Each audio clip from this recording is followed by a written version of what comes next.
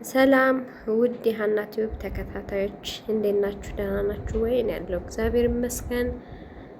ያው እንግዲህ ማሳሰቢያ ያለኝ ይሄኛው ቻናሌ ትንሽ ችግር ስላጋጠመው እስከሚስተካከል ድረስ ያው በዚህኛው ብዙም አልለቅም። አንዳንዴ ያው እለቅላችኋለሁ፣ ግን ሁሌ የምመለቀው በሌላ ቻናል ነውና አዲስ ቻናል ክሬት አድርጌያለሁና ሊንኩን አስቀምጥላችኋለሁ። በዛ ሊንክ እየገባችሁ ሰብስክራይብ እያደረጋችሁ ተከታተሉ እላለሁ። አመሰግናለሁ። ዛሬ ወደ ጥያቄ ሲሄድ እንዴት ብዬ ላስረዳክ? አንድ ማለት ከኔ ከቤተሰብ አካሌ በሞት ያጣሁት ሰው አለና የዛ ሰውዬ ጓደኛ ወይንም ደግሞ ባልደረባ ምናምን የሚተዋወቁ ሰዎች ማለት ነው። እና ያው ያ ሲያልፍ እሱ ጋር ይህን ያክል ብር ምናምን አለኝ ምናምን ተብሎ ወደ እኔ መጣ ማለት ነው። እንድከፍል እኔ ሰራተኛ እዳው ማን ነው? የኔ ከቤተሰብ አካል የሞተው። እሺ ከዛ የቤተሰብ አካል ምንድን ነው? ቤተሰብ የቅርብ አይደለም፣ ቤተሰብ ነው። የሩቅ ዘመድ ማለት እናት አባት ወይም ወንድም ሳይሆን የሩቅ ዘመድ አይደለም፣ ቤተሰብ። ዘመድ እኮ የሩቅ ማለት ዘመድ እኮ ከቤተሰብ ውጪ ዘመድ ለኔ ምንም አይደለም። እና ቤተሰቤ ያኔ አካሌ እና የዛ ሰው ጓደኛ ወይም ደግሞ ባልደረባ እኔ አላቅም፣ ግን እና ወደ እኔ መጣ ያ ነገር። ምን መሰለህ የመጣው ያ ሰው ወዳለበት እና የመክፈል ግዴታ አለብሽ። እኔ የማውቀው ነገር የለም። ምናልባት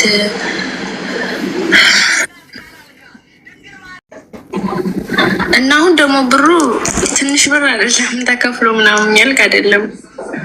ምን ያህል ብር ነው? ወደ ሚሊዮን ይጠጋል በኢትዮጵያ ማለት ነው። እሺ።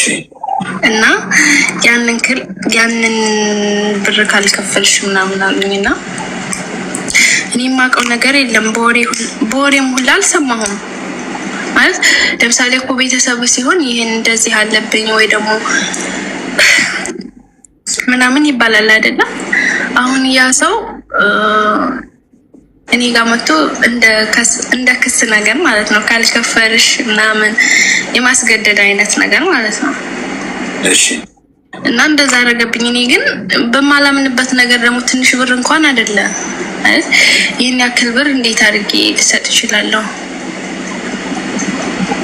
ማለት ግራ ገብቶኝ ነው፣ ግልጽ ከሆነልህ ማለት ነው። ይቅርታ ግን እሺ እኮ አሁን ምንሽ ነው ያ ሰው ቤተሰብ ነው ያልሽኝ እና ምንድን ነው የቤተሰብ ማንኛው ተስዬ ማለት ተበድሮ አሁን በህይወት የለም ያልሽኝ ሰው ከቤተሰብሽ ምንሽ ነው? እናት ነው? ኧረ አባቴ ነው።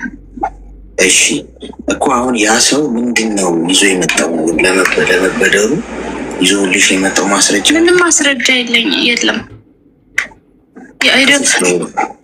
ወደ ክስ ከሆነ ይሄድ ነው እኮ። እኔማ ማስረጃ ካለ በህግ ጠይቀኝ፣ እኔ አንቺን ነው የምጠይቀው ምናምን ይለኛ ማለት ነው። ከዛ እኔ ማስረጃ ካለክ እኔ እንኳን አይደለም ይሄን ያክል እድሜ ልኬን ሁላ የእንትን ያለው ብር ከሆነ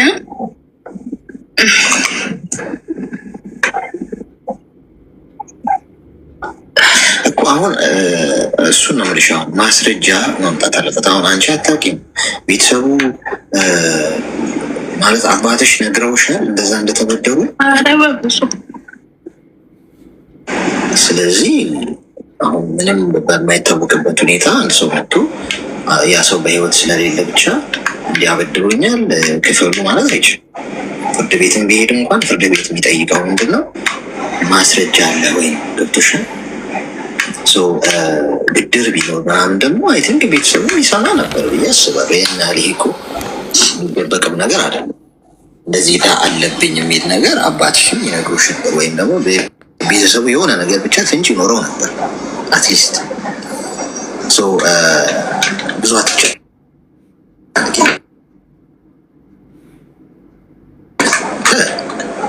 ጠይቅ አንቺ ነው እዛ ፊት ቀርበሽ ማብራራት ያለብሽ ነገር ታብራራለሽ። እዛም ሲሄድ የሚጠየቀው ነገር ምንድነው? ለማበደርህ ምንድን ነው ማስረጃው? ያ ሰው በህይወት የለም። ያንን አድቫንቴጅ መጠቀም አይችልም። ኢቨን እንኳን አበደርኩ ቢል እንኳን ያበደረው መጠን እንኳን ጨምሮ ምናምን እንትን ሊል ይችላል። ገብቶሻል? ማጅራት እሺ ሊልሽ ይችላል። ምናልባት 100,000 ብር አበድሮ ከነበረ 1 ሚሊዮን ብር ሊልሽ ይችላል። ምክንያቱም ያ ሰው በህይወት ስለሌለ መቼም መናገር አይችልም በሚል ማለት ነው።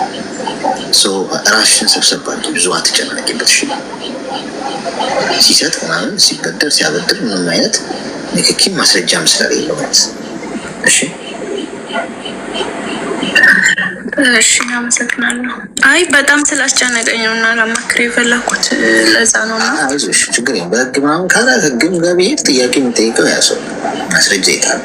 በሚሊዮን ብር ሲያበድር ዝም ብሎ እኮ አያበድርም ያ ሰው።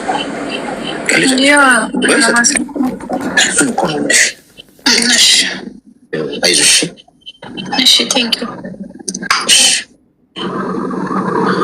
እሺ ጓዶች እንትን ልስጣችሁ ብቻ ነበር።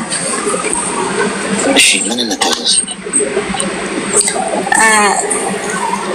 ቅድም ጀምረው ነበር እና እንደገና ልንገርህ። እኔ አንድ የማውቀው ሰው አለ ኢትዮጵያ ውስጥ ማለት ነው። የተገናኘ ነው ሰፈር ነው። አሁን እኔ ያለው ሳውዲ አረቢያ ነው እና እዛ ሳውዲ አረቢያ ነው ያለሁት። ኢትዮጵያ ያለው ሰፈራችን አንድ ነው እና ኢትዮጵያ የተገናኘ ነው ሰፈራችን አንድ ነው ሰፈር ውስጥ እና በዛን ሰዓት እናወራ ነበረ። እሱም እረፍት በሆነበት ሰዓት እኔም እረፍት በሆንኩበት ሰዓት እንገናኛለን፣ እናወራለን እና ወይን ፍቅረኛ ይባል ምንም ማለት ዝም ብለን ነው የምናወራው። እያወራን እያለን ወይ ማለት ፍቅር ውስጥም ሳንገባ እንደዚህ እያወራን በነበረበት ሰዓት እኔ ወደዚህ መጣሁኝ ማለት ነው። እኔ እዚህ ሲመጣ እሱ እንደዚህ ኦንላይን ሶሻል ሚዲያ ምናምን አይጠቀምም። እኔ እዚህ ከመጣ በኋላ ኢሞ አለው፣ ኢሞ ከፍቷል። በኢሞ አንዳንዴ አልፎ አልፎ በሳምንት ምናምን እናወራለን።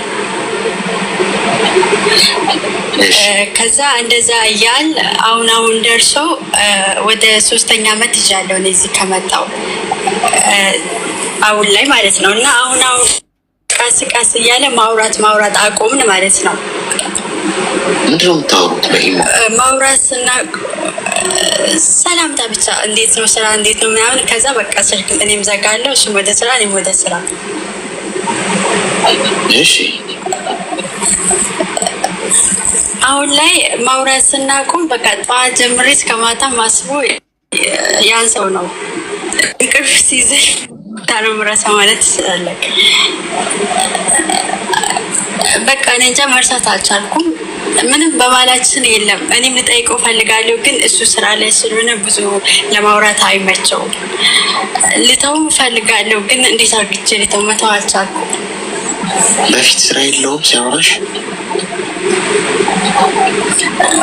ስራ አለው። እረፍት በሚሆንበት ሰዓት ነው የምንገናኘው። አሁንስ? አሁንም ስራ አለው። በስልክ አንዳንዴ፣ በሳምንት አንዴ ቀን ምናምን የምናወራው። እሱንም ስናወራ ሰላምታ ብቻ ነው። ወይን እኔ ደግሞ ሳምንት ወይ 3 ቀን ቆይቶ ሲመጣ እስከ ዛሬ የት ነበርክ በሚል በንዴት ስለምጠብቅ ብዙ አናወራም። ሰላም ስራ እንዴት ነው ምናምን ብላ በቃ ስልክ እንዘጋጋለን ማለት ነው። ታፈቅራለሽ? አሁን ላይ ምን ትመክረኛለህ? ማለት መተው ፈልጋለሁ ግን ያ ሰው በቃ በጭንቅላት ውስጥ ተመላለሰ። እኔ አላውቅም። እሱ እኮ ነው ግራ የገባኝ። ማለት መተው ፈልጋለሁ መተው አልችልም። የገባኝ ወጥቷል እንዳልል ደግሞ ቆይ አንዴ እኔ ናት አጭር መልስ ነው።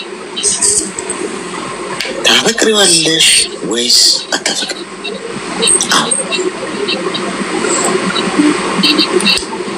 እውነት አላውቅም። ምን ማለት ነው አላውቅም ማለት? ውስጥሽ የሚሰማሽን ስሜት አታውቂም? ንዴት ብቻ ነው። ለምን እስካሁን አላወራኝም የሚለው ነገር ያናዝደኛል። ቢደውልኝ ራሱ በስርዓት አላወራው። እሱም ደግሞ ተናደሉ የሚሄደው በቃ እንደዛ ነው። እና አሁን ላይ መተው ፈልጋለሁ እሱን። እኔ እንጃ አላውቅም። እኔም እኮ ግራ ገባኝ እሱ። አሁን ሆስፒታል ሄዶ አንድ ሰው አሞኛል ብሎ ዶክተሩ ኦኬ እንዴት ነው የሚያደርግ ሲባል እንዴት እንደሚያደርገኝ አላውቅም፣ ግን አሞኛል። ምኑ ጋር ነው የሚሰማህ ነው የቱ ጋር እንደሚያመኝም አላውቅም፣ ግን ያመኝ እንደማለት ነው እንጂ ገብቶሻል። ሰው ምርመራ ሊያደርግልሽ ሰው መጀመሪያ ኢንተርቪው ያደርግሻል ዶክተር አለ። ኦኬ እንዴት ነው የሚሰማሽ ነው ህመሙ የቱ ጋር ነው ምንድን ነው የሚያደርግሽ ነገር ይል ምንም ካልተናገረ አንድ ሰው ከየት ነው የሚጀምረው ያለት አንቺ ምንም ልትነግሪኝ አልቻልሽም። አላውቅም የሚሰማኝን አልሽም። ሰው ከምን ተነስተን ምንም እንደሚሰማሽ አናውቅም። አሁን ልዩን ፍቅር ይሁን መጀመሪያ ማወቅ አለብን። ገብቶሻል? ዝም ብሎ መርሻ አይሰጥም። ሁለተኛ ነገር እድሜሽ ምን ያህል? 23 ሚውታር በዛ ለማለት እንደ ባህል ሕክምና ይህን ውሰጂበት አንልሽ። ሴቶች እንደ ሀሳብ እድሜ የሚመረምር ማሽን አለ እንዴ? ካለ አስገቡልን። እዚህ እየወጋ መመርመር አለብን። ከ23 አያልፍም እንዴ እድሜያችሁ? እንዴት ነው ነገሩ? ለሺም እንኳን 26 ምናምን በሉን እንጂ 20 ነው። እዛ ኤሪያ ላይ ብቻ ነው ወረርሽኝ እያጠቃ ያለው። እሱ የምናጠራው ይሆናል። ለማንኛውም ኔት እኔ ኢሞ ላይ ነው የምታወሪው። ሰው ከሰላምታ ውጭ የምታወሩት ነገር የለም። ደህና ቁርስ በላ፣ ህይወት እንዴት ነው? ስራ ጥሩ ነው አለ ይመስገን። ሳምባ ይተነፍሳል፣ ጨጓራ ይፈጫል። እሺ በርታ በርቺ ተባብለሽ ነው የምትጠይ። ስለ ህይወት አታወሩ። ቁም ነገር የለው። በጥልቀት ገብታችሁ ስለ ራሳችሁ አውርታችሁ የጋራ የሚያደርጋችሁ አንድም ነገር ጠረጴዛ ላይ ቁጭ አድርጋችሁ አውርታችሁ አታውቁም። ሰው እልህን የያዘሽ አንቺ እንዴት ይዘገኛል? እሱ ማን ሆኖ ነው? ገብቶሻል? እና ይሄ እልህ ገደል ነው የሚከትሽ። እኔ ሰውየው የራሱ ህይወት ያለው ሰው ሊሆን ይችላል። አታውቂ ፍቅረኛ አንቺ አብረሽው አታር ያው በዚህ ሰዓት ስልኩን አትቆጣጠር። አያውቀዋለሁ ምናምን ብትይኝ ትችላለሽ፣ ግን አታውቂው። አንድ ቤት እንኳን እየኖርሽ በትዳር አውቀዋለሁ አትይም። ያነሰ ገብቶሻል? ከጀርባሽ ምን እንደሚያደርግ ፈጣሪ የማይፈራ ከሆነ አብሮሽ እየኖረ ብዙ ነገር ሊያደርግ ይችላል። ይሄ ሰው የራሱ ህይወት ሊኖረው ይችላል፣ ፍቅረኛ ሊኖረው ይችላል፣ ህይወቱን ቀጥሎ ሊሆን ይችላል። አንዳንድ ሰው ደግሞ ህይወት ሲቀጥልና ያን ግንኙነት የማይፈልገው ከሆነ አይነግርሽም። ገብቶሻል? ምንድነው የሚያደርገው? አየር ላይ ይተውሻል፣ ዝም ብሎ ይዘጋሻል። ደህና ነሽ ስትደውይለት አልፎ በሳምንት አንድ ያወራሻል ምናምን። ህሊና የለውም አንዳንድ ሰው። በቃ ከቀጠለና ይህን ግንኙነት የማይፈልገው ከሆነ እኮ ማለት ነው አንድ ሰው ለሰው ሊውልልሽ የሚገባው ውለታ ምንድነው? ወይም ለሰዎች ልትውሉላቸው የሚገባው ውለታ እውነት መናገር። በቃ ይቅርታ፣ ይህን ግንኙነት አልፈልገውም፣ በቃ ከዚህ ግንኙነት መውጣት እፈልጋለሁ፣ አምሶን አልችልም፣ መንገድን አስተካክል፣ መንገድ ይተባ የሚል ሰው እውነት ከእንደዚህ አይነት ሰው በላይ ባለውለታ የላችሁ። ቢከስ እውነቱን ነግሯችሁ እና ቁርጣችሁን ታውቃላችሁ። አንዳንድ ሰው ግን እውነቱን አይነግራችሁ፣ አለውም የለውም አይልም። እንዲሁ ዝም ብሎ ሄድ መጣ ብልሽ ድርግም እያለ ግን እኮ በግንኙነት ውስጥ እኮ ጨርሷል፣ አይፈልጋችሁ። ስለዚህ አንቺ በእልህ ከመጓዝ አይነሽን ጨፍነሽ ፍሬን ያዥና ከዚህ ሁኔታ ውስጥ ውጪ፣ ከዚህ ጠረጴዛ ውስጥ ውጪ፣ ከዚህ ሳጥን ውስጥ ውጪ። ገብቶሽ ማያወራሽ በቃ ባልሽ አይደለም። አንደኛ የተፋቀረ ሁሉ አይጋባም፣ የተዋደደ በሙሉ ጫፍ አይደርስም አብሮ። ሰው ጋብቻ ስለሌላችሁ በማንኛውም ሰዓት ሊቆም ይችላል። አንቺ ደግሞ ጠንካራ ሆነሽ ኩሩ ሁኚ፣ ኩሩ ሁኑ። እሺ ጋይስ፣ ማትፈለጉበት ጠረጴዛ ላይ አትገኙ። የማይፈልጋችሁ ሰው ጋር ከስር አትሂዱ። አንዴ ስልክ ደውላችሁ ሰው ካላነሳ አትድገሙት። አንዴ ቮይስ ሜሴጅ ልካችሁ ወይ ሰላምታ ጽፋችሁ ቴክስትም ሊሆን ይችላል ለሰው መልስ ካልመጣላችሁ ፊድባክ ከሌለ አትድገሙት። እንዲህ ነው መልስልኛ መልሽኛ አትበሉ። ይሄ መርከስ ይሆናል። ኩሩ ሆኑ። ቆፍጣና መሆን ማለት አንዴ ነው የምታንኳኳው፣ አንዴ ነው የምትደውለው፣ አንዴ ነው ቴክስት የምታደርገው። ዳትሴት በቃ። ከዛ በኋላ መልስ ካልተሰጠ እዛ ቦታ ላይ ቦታ አይደለም፣ ወይ አልተፈለግክም፣ ወይ ያ ሰው የሌላ ሰው ነው፣ አልቋል። ተግባባ? በጣም አመሰግናለሁ። እግዚአብሔር ያክብርልኝ።